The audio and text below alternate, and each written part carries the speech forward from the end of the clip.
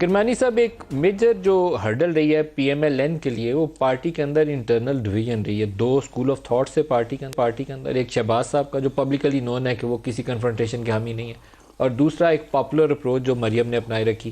اب پارٹی کی جانب سے شہباز شریف کو آگے کیا گیا اس پورے پروسیس کے لیے.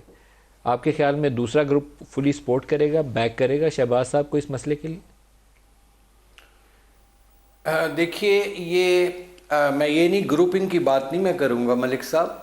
کہ ہر پارٹی میں ڈفرینس آف اوپینین ہوتا ہے، اختلاف رائے ہوتا ہے، اور اسی کو جمہوریت بولتے ہیں کہ ہر شخص اپنی رائے کا حق رکھتا ہے دینے کا. لیکن جب پارٹی میں ایک مشاورت ہو جاتی ہے اور تمام معاملات جب پارٹی کے قائد نواز شریف صاحب کے سامنے رکھے جاتے ہیں یا رکھے جائیں گے، تو پھر جو فائنل فیصلہ نواز شریف صاحب کریں گے وہ سب پر لاگو بھی ہوگا اور سب اس کو قبول بھی کریں گے. میں ایک ذرا یہاں بات کرنی چاہ رہا تھا، میرے بھائی ولید نے بات کی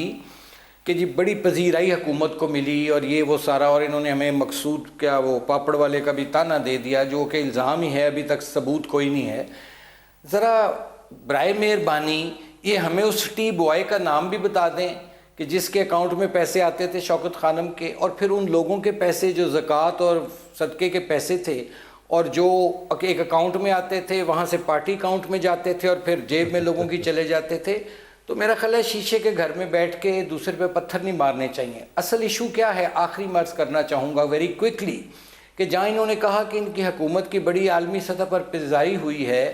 تو وہاں ٹرانسپیرنسی انٹرنیشنل کا ایک سروے بھی آتا ہے جس نے کہا کہ نون لیگ کے دور میں جو 116 درجے سے کرپشن تھی، 140 درجے پہ یہ حکومت لے آئی ہے. اور پھر ابھی حال ہی میں